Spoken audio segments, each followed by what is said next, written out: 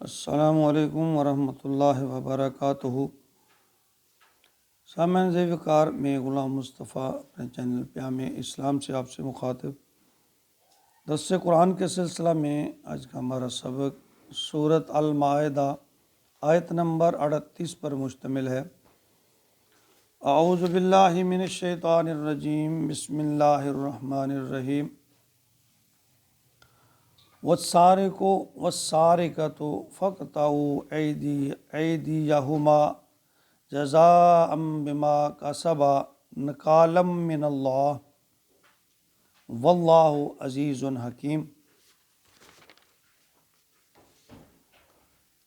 اس آیت مبارکہ میں اللہ رب العالمین نے اسلامی سزاؤں کا فلسفہ بیان فرمایا کہ معاشرے کی جو اصلاح ہے، یعنی انسان کو اسلامی سزاؤں کا مقصد جو ہے وہ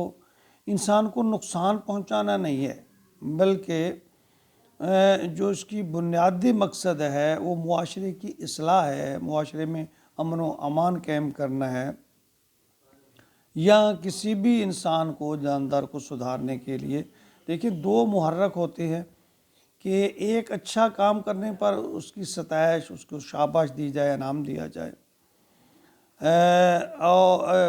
اور دوسرا یہ کہ ناپسندیدہ کام کرنے پر سختی کی جائے، اس کو سزا دی جائے۔ تو جس قبیلے، ملک یا علاقے میں جو خوشحالی ہوگی تو اس کے پیچھے قانون اور اصول کی پاسداری یا اس کی پابندی کار فرما ہوتی ہے۔ تو جس پر اگر انصاف پر عمل درآمد ہو تو یہ چیزیں، یہ نتائج نکلتے ہیں۔ فرمایا والسارق والسارقۃ فاقطعوا ایدیہما، چور خواہ مرد ہو یا عورت، ان دونوں کے ہاتھ کاٹ دو۔ جزاء بما کسبا، یہ بدلہ ہے اس کے اعمال کا، اس کی کرتوت کا، اس کے عمل کا۔ نکالا من اللہ، اور عبرت ناک سزا ہے اللہ کی طرف سے، یعنی یہ اللہ کی طرف سے سزا ہے، اللہ نے اس کو لکھ دیا ہے۔ واللہ عزیز حکیم، اور اللہ زبردست حکمت والے، یعنی اللہ جانتے ہیں کہ اس میں حکمت کیا ہے۔ دیکھیں، کچھ انسان جو ہیں دنیا میں حقوق کے نام نہاد علمبردار یا تنظیمیں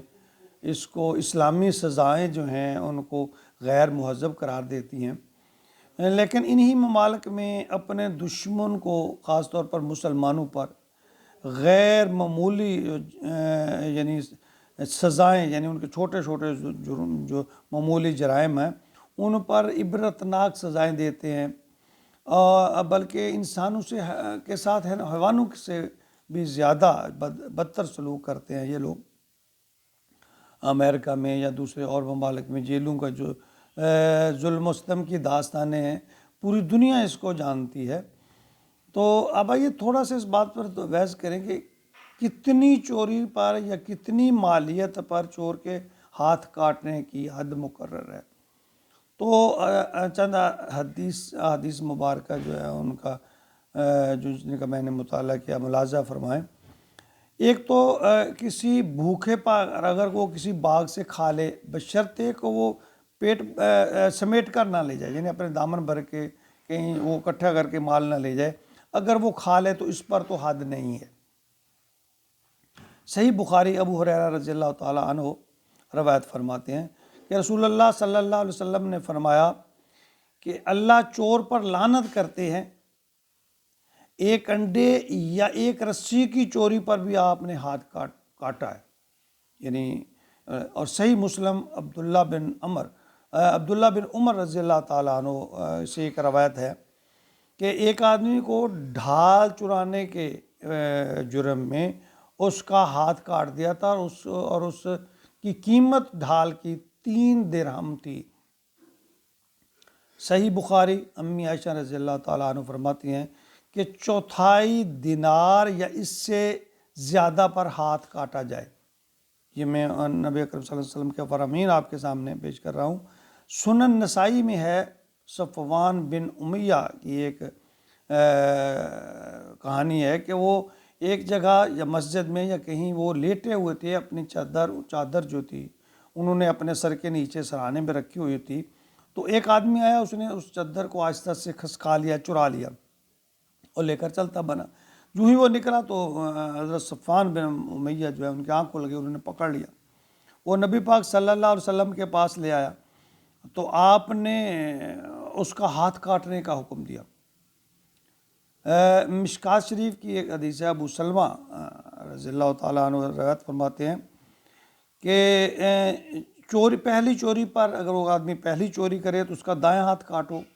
دوسری بار چوری کر لے تو پھر اس کا بایاں پاؤں کاٹ دو، اگر تیسری چوری پھر باز نہ آئے، تیسری چوری کر لے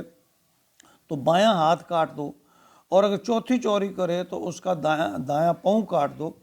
تو یعنی یہ چوری کرنے والے کی سزا، اور اس کے ساتھ ساتھ فرمایا کہ یہ چور سے جو مال مسروقہ جو برآمد ہو یا وہ اس کو دینے کی صلاحیت رکھتا ہو تو وہ بھی لے کر واپس اس کی ادائیگی جو ہے وہ کی جائے، اصل مالک کو دیا جائے۔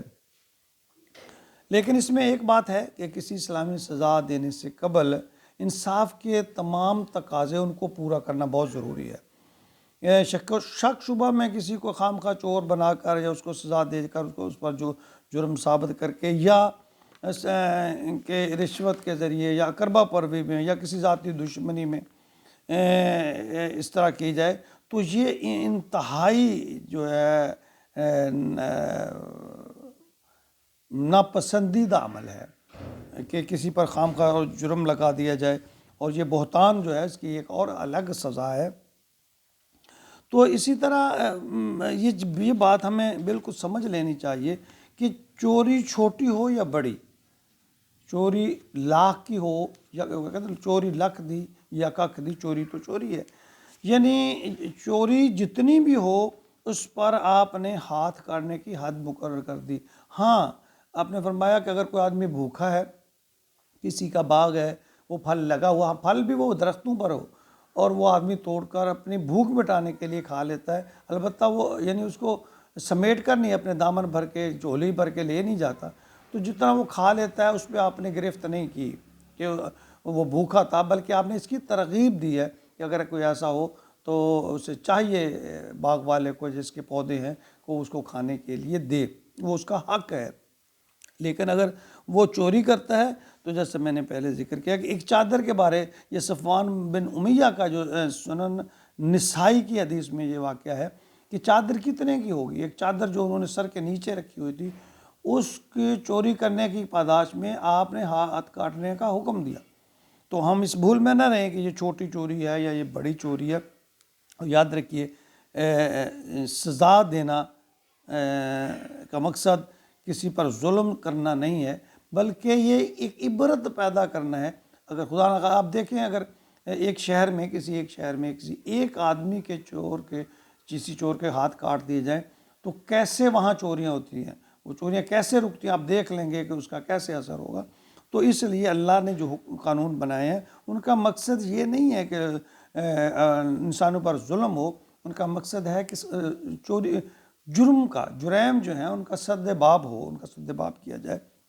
اور پھر میں نے یہ جو عرض کیا کہ اس پر اسلامی قوانین کے مطابق ہو، گواہ ہوں باقاعدہ، اور عدالت کے ذریعے یہ اس پر عمل درآمد ہو، تو ان باتوں کا لحاظ رکھا جائے، نہیں تو پھر اسلام کو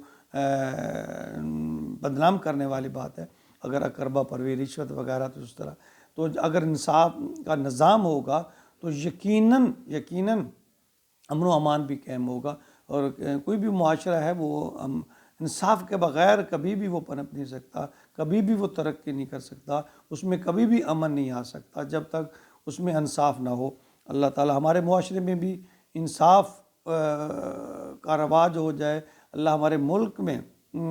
اسلامی نظام قائم کر دے، انصاف کا نظام، عدل و انصاف کا نظام قائم کر دے، تاکہ جو یہ اسلام مسلمانوں کے خاص طور پہ ہمارے ملک میں دیکھیں ایسے بدنام ہو چکے ہیں کہ غیر مسلم ہم سے زیادہ اس معاملے میں وہ دیانتداری سے کام لیتے ہیں، حالانکہ یہ ہمارا ورثہ تھا، یہ ہمارے نبی صلی اللہ علیہ وسلم کا فرمان تھا، ہمارے اللہ کا یہ حکم تھا، لیکن ہم نے اس کو چھوڑ دیا ہے۔ یہی وجہ ہے کہ آج مسلمان ہر جگہ ذلیل و رسوا ہو رہا ہے۔ اللہ تعالیٰ ہمیں اپنے احکامات پر آسان طریقے سے عمل کی توفیق عطا فرمائے، اور خاص طور پر اس طرح کے جو معاشرتی جرائم ہیں، اللہ تعالیٰ ہمارے معاشرے کو ان سے پاک کر دے، آمین یا رب العالمین۔